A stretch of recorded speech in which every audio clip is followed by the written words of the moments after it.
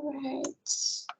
Hi, everyone. It's Angela, and I will be presenting on language recovery in bilingual adults with aphasia, and my language was German.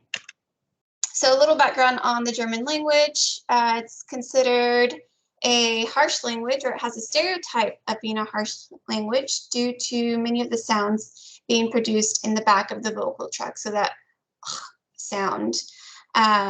It's an easier language to learn for native English speakers because they share common roots.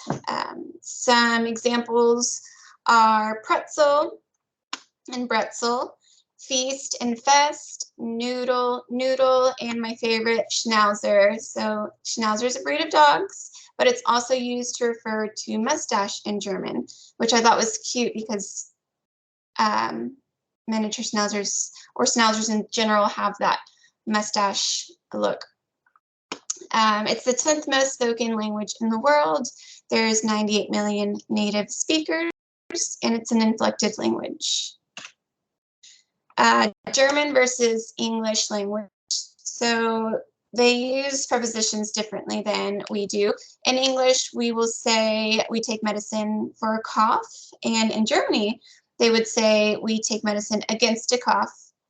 German has 3 genders. The word order is a little different. For English, we usually have that subject, verb, object combination, and for German, it's a little bit more flexible. The subject does not always have to come first. And another thing I thought cool was in their written language, they capitalize the first letter of all nouns. German and English language consonants compared. They both have 24 phonemes. And then here's just a list of plosives. They're the same. Fricatives, German has 1 more. Fricatives, they have 2 more. Nasals are the same. Glides, English has 2 glides in comparison to their 1, and the liquids are the same. So what's different is they pronounce phonemes differently than we do, although it may be the same spelled letter. So for T, they say T for D. So bath in English, they would say bat. They say V for W. For week, they would start it with the V sound, and they produce Y for J. So for the English word jacket, for them it's spelled with the J, but they pronounce it jacket. So if we are not aware of these differences in pronunciation, that can definitely affect our judgment when we're assessing them. And we can possibly diagnose them with an articulation disorder or articulation errors when it's just a difference in pronunciation. Aphasia is an acquired neurogenic language disorder affecting spoken language expression, spoken language comprehension, reading expression, and reading comprehension and written expression. So I found 2 assessments for bilingual aphasia. The first one is the bilingual aphasia test, and it is noted that it is culturally and linguistically appropriate. And I also found the Mississippi aphasia screening test, and that one is reported to have good validity, high sensitivity, acceptable reliability. But we should definitely always kind of do our part in getting all the other resources as well to just kind of get a full picture of what is going on, like the interviews, speech samples, and case histories. So I'm going to share the bilingual aphasia test. If you scroll down, it's really cool because look at all of these languages it's available in. So I'm going to show y'all this screening form for English. This is what it looks like. And I like it because it covers kind of a little background on the language, see how proficient they are. And again, it's just a screen. It tests the spontaneous speech. So it says record 5 minutes of this patient's spontaneous speech. It's got a short naming task, some pointing, following commands, more complex commands, and verbal auditory discrimination. And it's got 15 pages, so feel free to go through it if y'all have some time. And here's the example of the German one. So it's the same exact thing, but it's all in German. So for this part, we would definitely need our interpreter and kind of just guiding them on how to score, what to count correct or incorrect. And another thing that they have is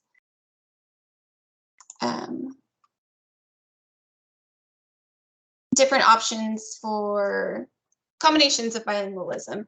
So German Armenian, German Greek, German Russian, German Spanish. So I thought that was really interesting how they provide those different combinations. English, they have all of these bilingual combinations. So that is what I got on the assessment part. We can also do some informal screening. Some tasks to assess would be naming, verbal expression, auditory comprehension, reading, and writing. I did want to talk about a characteristic of aphasia that can definitely impact or affect our clinical judgment during assessment. So jargon, an example of that would be the grass is grazing, the Schöpsel teeds to doot tea. That can kind of just be some code switching, I would like. So we might misinterpret the client code switching for jargon, which can affect our judgment when we're deciding on what type of aphasia they may be presenting with. So something we should definitely keep an eye out for. There was a question on bilingual service delivery in the discussion. So Dr. Cree asked, how is bilingual service delivery similar or different to monolingual service delivery? So I did find 2 goals for primary service delivery. The first one is we want to come up with an accurate diagnosis. So is it a language disorder or a language difference? And this goal is definitely different from monolingual speakers because we have to dig a little bit deeper when assessing bilingual speakers. We have to compare both languages, test in both languages, collaborate with an interpreter. So it's definitely more time, more work, more observations. But another goal of bilingual service delivery that I found on ASHA was that the intervention approach should provide optimal stimulation for improvement. And I think that is similar for when we are working with monolingual speakers, because we want to meet the highest level of function with all our patients, whether they be bilingual or not. Intervention. So a bilingual speaker that has aphasia can have different types of recovery patterns. Parallel recovery is when they have similar degrees of impairment in both languages. Differential recovery is better recovery in one language versus another. And selective recovery is recovery in just one language. These are the top 3. There are others that are really interesting, but these are the most observed.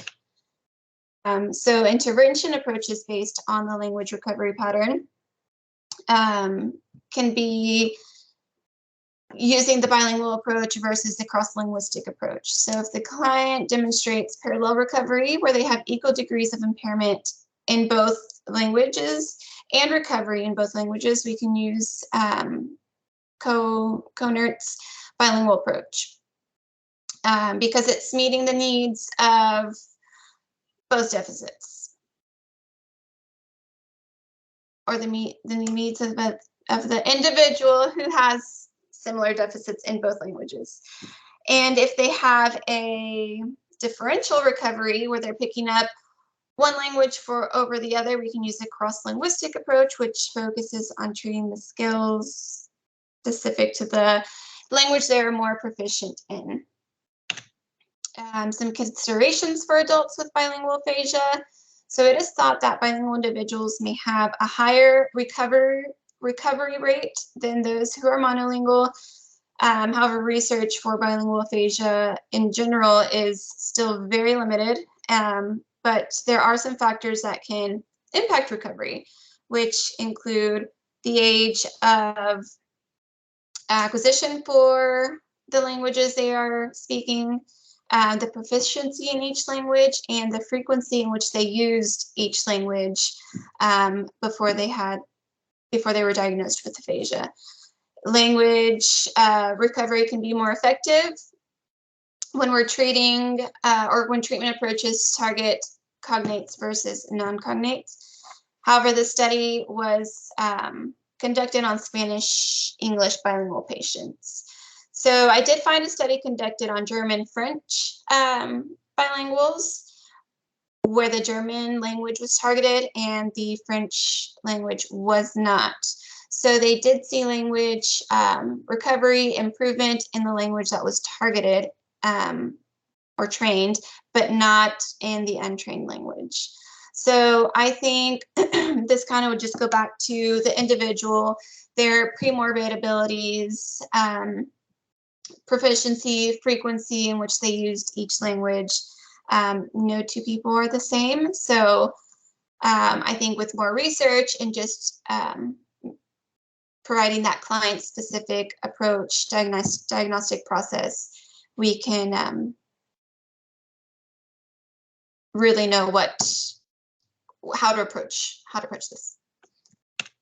Here are my references, and it was nice presenting for you all. I hope you have a happy Easter, and we'll see you later.